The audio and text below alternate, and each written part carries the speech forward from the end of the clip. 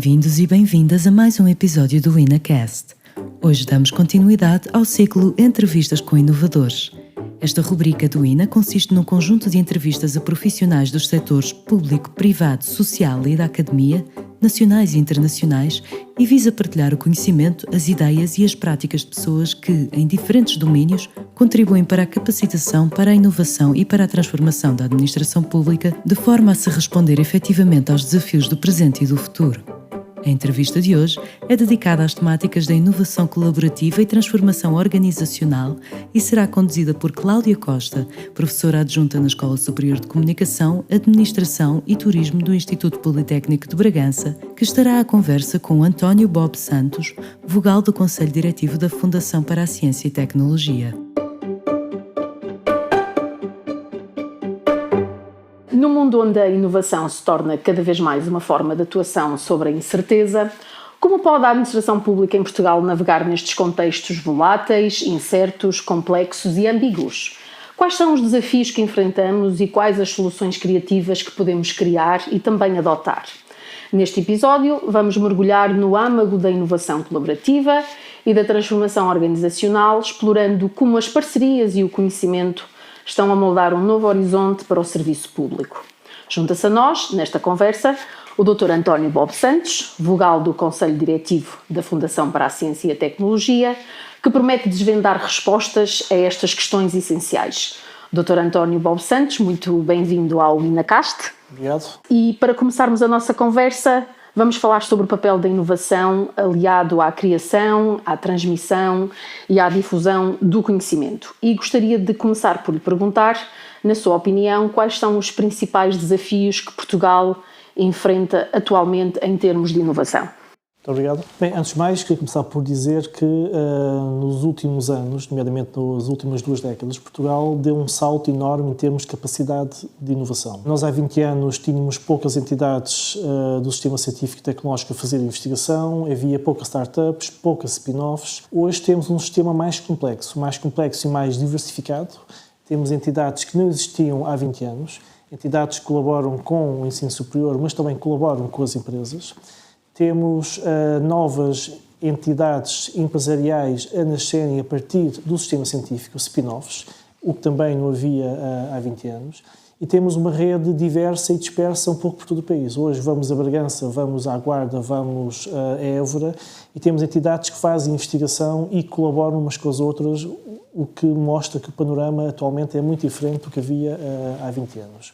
Isso fez com que Portugal desse um salto enorme nos principais rankings internacionais de inovação. Se olharmos, por exemplo, para o European Innovation Scoreboard, que é o ranking europeu que mede a inovação nos países da União Europeia, Portugal está no grupo, ou no segundo grupo de países mais avançados em termos de capacidade de inovação.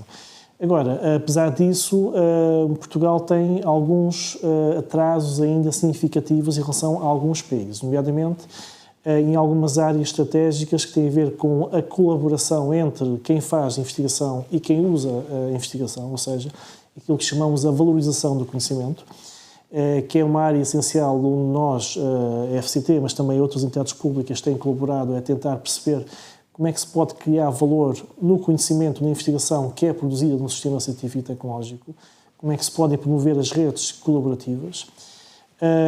Temos também um problema ao nível do financiamento da inovação. Se olharmos, por exemplo, para os Estados Unidos, é muito frequente haver entidades, quer privadas, essencialmente privadas, mas também algumas públicas, que dedicam parte do seu financiamento a atividades de maior risco, o chamado capital risco. Este é um problema que temos cá, não só em Portugal, mas também na Europa, onde há menos capitais de risco, há menos business angels e com isto há menos disponibilidade financeira para apostar em quem faz e quem arrisca mais e quem faz mais investigação de ponta. Esse é um dos problemas que temos. Depois, temos um problema também estrutural, tem a ver com o nosso tecido produtivo. Nós temos muitas empresas, nós temos cerca de 500 mil empresas em Portugal. Dessas 500 mil, apenas 1% tem atividade de ID, ou seja, apenas 5.000 empresas fazem ID em Portugal. E dessas 5.000 que fazem ID em Portugal, nem todas chegam ao final da sua investigação e registram patentes. Ou seja, o nosso registro de patentes anual, apesar do enorme progresso que tivemos na última década, nós atualmente registramos mais de 300 patentes por ano, mas este número fica muito abaixo da média europeia. Este é um dos principais problemas que temos, a nossa estrutura produtiva não é ainda muito orientada para o registro, para a proteção da propriedade intelectual e para o registro de patentes, e sem registro de patentes não se pode depois fazer a valorização desse conhecimento no mercado. Esse valor de registro de patentes tem vindo a aumentar, mas ainda assim ainda estamos abaixo da média da União Europeia. Nesse sentido, de que forma é que a FCT pode contribuir para melhorar a capacidade de inovação em Portugal? Como é que a FCT pode ajudar a que efetivamente ultrapassemos e consigamos melhorar estes desafios, estes problemas que o Dr. António acabou de identificar? Bom, em primeiro lugar é necessário perceber como é que o nosso sistema de inovação está montado. Se olharmos para as entidades públicas, nós temos a FCT, que apoia fundamentalmente a investigação, aquilo que chamamos de investigação básica ou investigação fundamental, apoia as bolsas de doutoramento, quem quer fazer doutoramento, apoia os projetos de investigação, apoia os investigadores, apoia as entidades que fazem investigação. Do lado mais das empresas temos o IAPMEI, que é a entidade que financia a inovação empresarial. Depois, no meio, temos a Agência Nacional de Inovação, a ANI, que é uma entidade que foi criada há 30 anos pela FCT e pelo IAPMEI para fazer a valorização do conhecimento. Nós, na FCT, o que é que fazemos?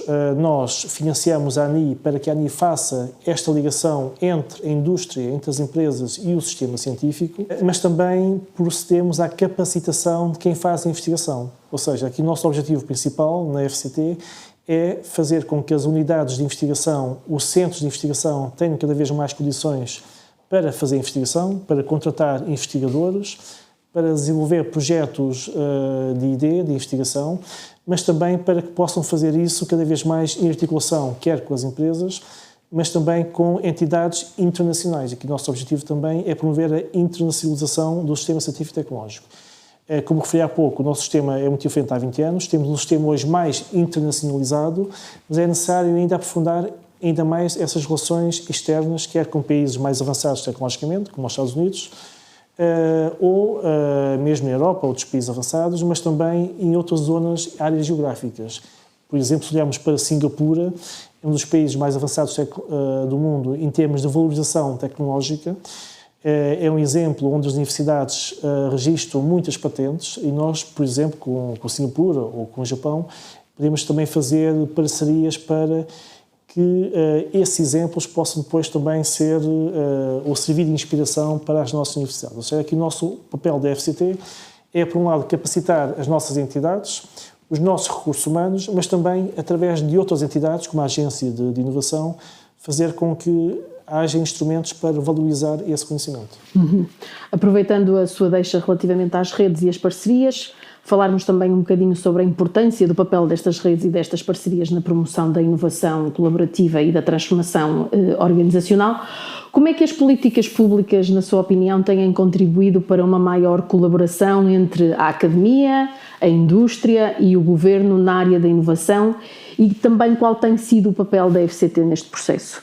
As políticas públicas têm sido fundamentais, não só através de instrumentos de financiamento, mas também através de instrumentos de capacitação. Nos instrumentos de financiamento, basta ver o que é que se passou entre os diversos fundos estruturais, entre o PT 2020, o PT 2030 e antes do PT 20... O PT 2020 é o Portugal 2020, mas antes do PT 2020 havia o CREM, dos fundos estruturais também, e esta evolução dos fundos estruturais, qual que foi a diferença? É que cada vez mais houve uma alocação maior de fundos para a inovação colaborativa. Ou seja, o Estado, cada vez mais, através das políticas públicas, orientou parte do financiamento europeu e nacional, público, para a colaboração entre universidades e empresas, ou entre o sistema científico e empresas. Esta é uma tendência que se verificou.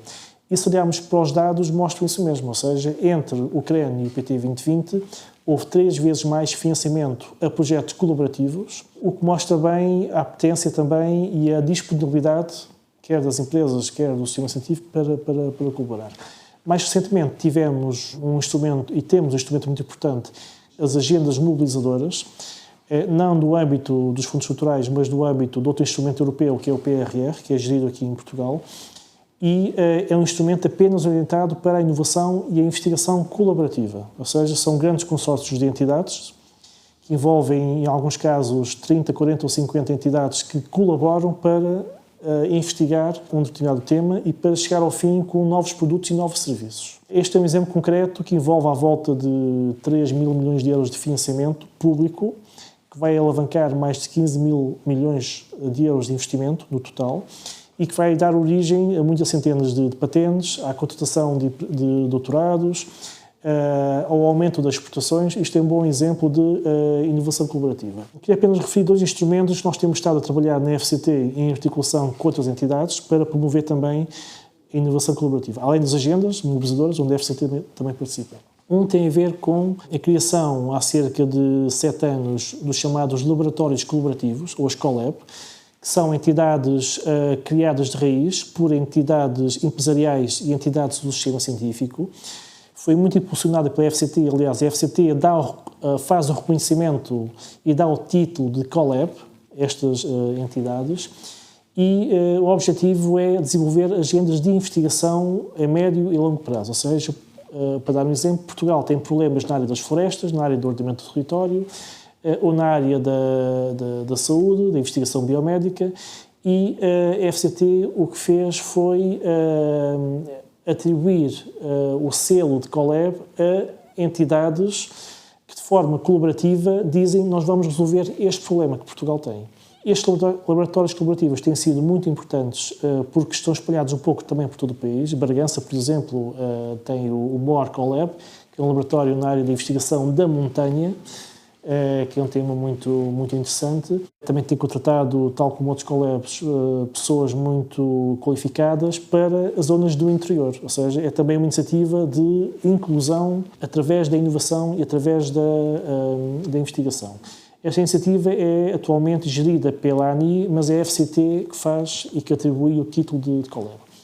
Outra iniciativa de política pública para promover a inovação colaborativa são os chamados Centros de Interface Tecnológica, ou Centros de Tecnologia e Inovação, como chamam agora, que são entidades que, algumas delas nasceram a partir das universidades, outras nasceram a partir das empresas, como os centros tecnológicos, e estes Centros de Tecnologia e Interface o que fazem é identificar problemas que as empresas têm e depois identificam na universidade ou no Politécnico quem é que tem a solução para esse problema. Mas também fazem o contrário, identificam o que é que está a ser feito em termos tecnológicos no sistema científico e tentam ver onde é que essa tecnologia pode ser aplicada no mercado, nas empresas. Isto são exemplos concretos como é que as políticas públicas promovem a inovação colaborativa. Nós, na FCT, além disto, estamos também muito recentemente a tentar aproximar mais os alunos de doutoramento que estão a fazer a investigação das reais necessidades do mercado. Nós lançamos o ano passado, este ano é a segunda edição, das chamadas bolsas de doutoramento e ambiente não académico. Ou seja, o nosso objetivo é que o aluno de doutoramento entre no programa doutoral, mas em vez de passar 4 anos a fazer investigação na academia, passe parte do tempo, cerca de 25% do tempo, fora da academia, a fazer e a desenvolver o seu plano de trabalho. Pode ser numa empresa, pode ser numa entidade pública, como aqui no INA, pode ser no município, pode ser no museu, enfim, no fundo, para aproximar também a investigação que é feita das reais necessidades do mercado. Essa parte é muito importante, até porque, por um lado, a academia não fica fechada, não é? E não forma alunos que não vivenciam e não experienciam o verdadeiro contexto real de trabalho. Todas as ferramentas que acabou de falar, efetivamente, só fazem sentido se tiverem um financiamento associado, não é verdade? E, portanto, a estratégia de investigação e inovação é crucial para o financiamento público da investigação e da inovação em Portugal. E, nesse sentido, quais são os principais constrangimentos e as principais prioridades em termos de financiamento à investigação e à inovação em Portugal? E, se puder dar alguns exemplos, seriam muito bem-vindos. Claro. O financiamento para a inovação e para a investigação é fundamental para haver mais investigação e mais inovação. Embora haja outras questões, como as questões da capacitação, mas o financiamento é essencial. Nós temos uma meta em Portugal de atingir 3% do PIB em ID até 2030.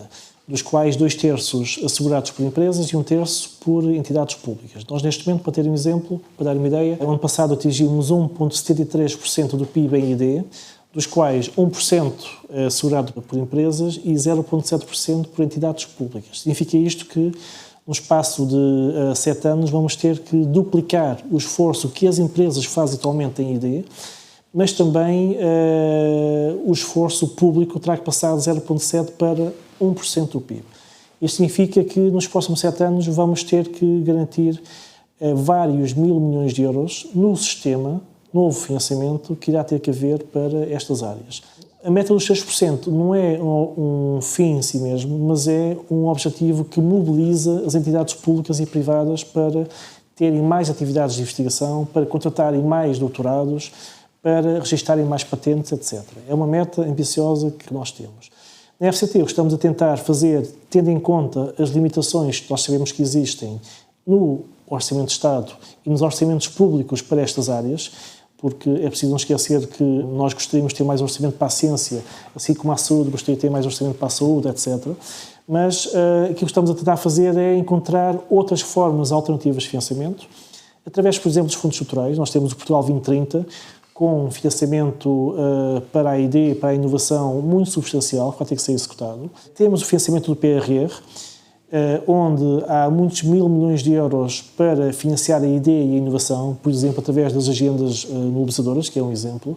Mas temos também financiamento de fundos europeus, de programas europeus, como o Horizonte Europa, onde nós temos a ambição de duplicar aquilo que conseguimos no anterior programa 4, ou seja, no Horizonte 2020 nós conseguimos atrair para Portugal, para o nosso sistema científico e tecnológico, para as nossas empresas, cerca de 1.000 milhões de euros de financiamento europeu.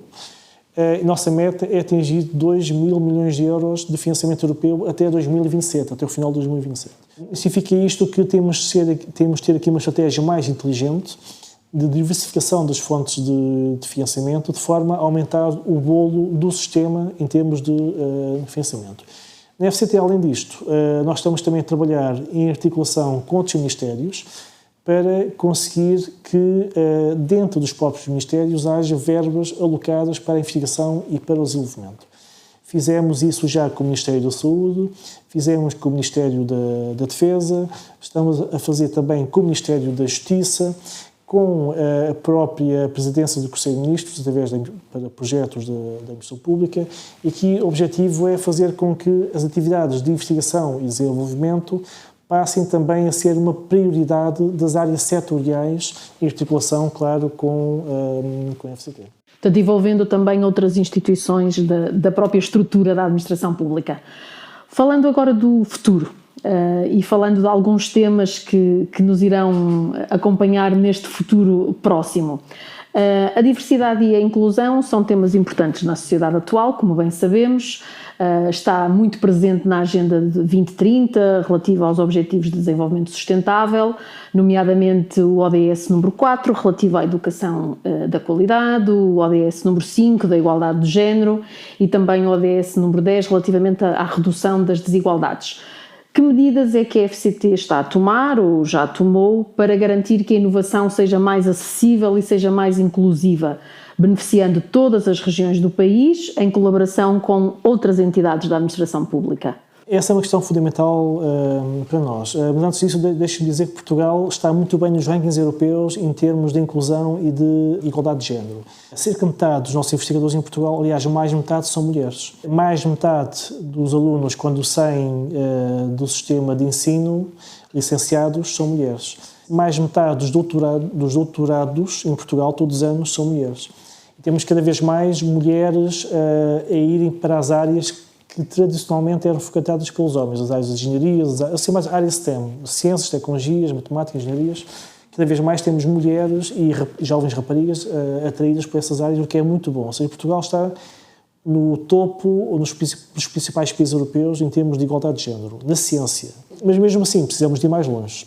Nós sabemos que uma questão que nos preocupa é a conciliação da vida familiar com o trabalho. Sabemos que as investigadoras, por exemplo, quando são mães, têm dificuldades em regressarem depois aos seus projetos de investigação, às suas carreiras de investigação, porque ficam 1 ano, 1 ano e meio, 2 anos fora do sistema de investigação pelo facto de serem mães, mas depois, quando regressam, é difícil apanhar o barco. E nós, a FCT, lançamos no passado um programa muito interessante, que é o programa Restart, que tem como objetivo financiar projetos de investigação para os jovens pais, ou seja, mães e pais que tiveram em licença sem vencimento, que estiveram fora da academia, fora da investigação, podem, através deste programa da FCT, que nós lançamos no passado, e este ano estamos a lançar a segunda edição, podem ter um financiamento durante um ano e meio para fazerem os seus projetos de investigação, para conseguirem depois, no fundo, apanhar o barco, para conseguirem não ficar para trás face aos outros colegas que estão a fazer a investigação. Ligado não a esta área, mas ligado à questão da ciência aberta, da inclusão digital, dos dados abertos, tem muito a ver também com os objetivos dos ODS. O que estamos a fazer é fazer o upgrade da Estratégia Nacional de Ciência e Dados Abertos, de forma a possibilitar que a investigação que nós financiamos, que é financiada por fundos públicos, esteja cada vez mais acessível de forma livre, de forma gratuita para todas as pessoas. Ou seja, a investigação que nós financiamos muitas vezes é difícil ter acesso porque as pessoas fazem teses de doutoramento, registro de patentes, fazem papers e muitas vezes essa investigação é difícil ser acessível para o público em geral e também ser acessível pelas empresas. Não é? O que estamos a fazer é criar esta estratégia de forma a que seja fácil uma empresa que tem um problema qualquer e precisa de novo conhecimento em determinada área, que seja fácil aceder a esse conhecimento que é produzido, seja através de uma tese de doutoramento, através de um paper, etc. Essa é uma preocupação nossa de divulgação daquilo que nós financiamos. Aliás, nós no passado começamos a dar o exemplo através da disponibilização pública das bases de dados da FCT, ou seja, tudo que é informação que nós temos em termos de bases de dados, nas várias áreas, dos projetos até ao emprego científico, o que estamos a fazer é tornar pública todo o conhecimento, todas as bases de dados que nós temos na FCT. Aliás, se formos hoje ao site da FCT, já é possível aceder à chamada FCT em números e, através de uma série de pesquisas, conseguir aceder à informação que há 2 anos não era pública. E relativamente ao benefício para todas as regiões do país, como é que a FCT, em colaboração com outras entidades da administração pública, tem permitido beneficiar e proporcionar esta inovação mais acessível e mais inclusiva a todas as regiões do nosso país? Os nossos instrumentos são agnósticos em termos de regiões, ou seja, nós financiamos a excelência científica, independentemente de ser produzida em Fez Espada Cinta ou em Peniche ou em Lisboa. Aliás, nós temos bons exemplos de entidades de investigação que nós financiamos, unidades de investigação classificadas como excelente ou muito bom, que se localizam um pouco por todo o país. Há pouco falei da rede de laboratórios colaborativos, está um pouco espalhada também por todo o país. O Centro de Tecnologia e Interface também. As unidades de investigação, nós temos cerca de 312 unidades de investigação, estão espalhadas também por todo o país, nomeadamente pelos politécnicos, poderes do interior, também pelas universidades. Isso mostra bem que nestas regiões a investigação que está a ser produzida é também investigação de excelência. E é a investigação de excelência cada vez mais também em articulação com o tecido local, com as empresas. Isso é importante também para conseguir atrair novos investimentos, como tem sido feito, conseguir atrair jovens para estas regiões, como também tem vindo a ser feito, e conseguir atrair novos investimentos, novas empresas e também novos alunos estrangeiros que têm vindo a escolher Portugal como destino do seu projeto de investigação, mas também do seu projeto de vida. Regiões como Trás-os-Montes ou como o Alentejo cada vez mais atraem jovens de outros países que escolhem Portugal para virem investigar e depois acabam por ficar cá. E funcionar como um instrumento de fixação, não é verdade? Relativamente à diversidade de género e à inclusão, já falou de alguns exemplos e também falou do facto das mulheres estarem cada vez mais a afirmar-se e a estar presente em grande número. Como é que a FCT está a promover esta diversidade de género e esta inclusão nas áreas da ciência e da inovação? Nós acabamos por lançar o ano passado o Plano para a Igualdade de Género, que tem medidas concretas para promover a igualdade de género e também aquilo que falei há pouco, a conciliação da vida familiar com o trabalho ao nível da ciência. Essa é uma questão muito, muito pertinente para nós. Nós lançamos o plano, estamos agora a fazer a monitorização e o acompanhamento desse plano para a igualdade de género e esperamos que seja também um referencial para as próprias entidades que fazem investigação, para os centros de investigação, para as universidades, para os politécnicos também, incluírem nas suas atividades estas preocupações. Uma última questão da minha parte. Quais os desafios que se identificam para o futuro e que respostas é que se podem desenvolver ou perspectivar desenvolver no âmbito da investigação, da inovação e do desenvolvimento? Um grande desafio é que a inovação e a investigação continuem a ser prioridades políticas para os próximos anos. A investigação e a inovação têm um caráter cumulativo que é muito importante. A cumulatividade do conhecimento é fundamental para produzir mais inovação e o pior que pode acontecer é haver cortes em termos dos apoios públicos e privados à investigação e desenvolvimento. Ou seja, é necessário haver e continuar a haver uma estratégia de persistência no apoio à I+D, no apoio aos investigadores, às entidades de investigação, a quem produz conhecimento. Esse é um ponto importante, é não se desistir dos investimentos públicos e privados à ciência e à investigação. Outra preocupação é fazer com que os resultados deste investimento sejam cada vez mais úteis para a economia e para a sociedade. Não só para as empresas, mas também para tudo o que é entidades da sociedade consigam utilizar cada vez mais este conhecimento.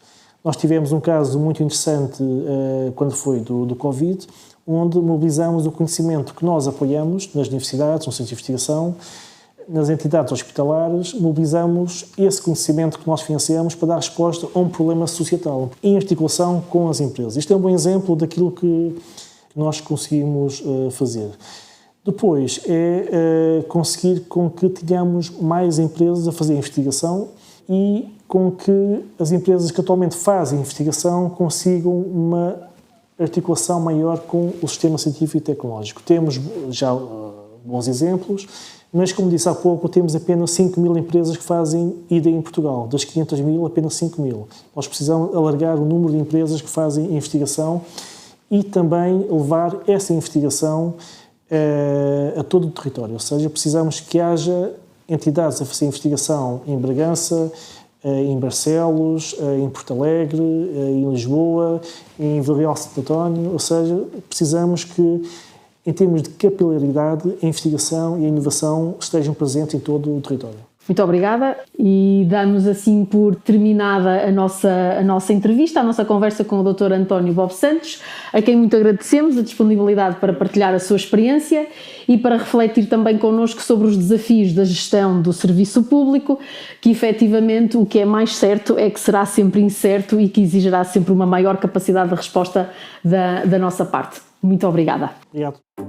Acompanhe o InaCast nas plataformas habituais, onde mensalmente poderá encontrar novos episódios dedicados a estas temáticas. Siga-nos nas redes sociais e em ina.pt.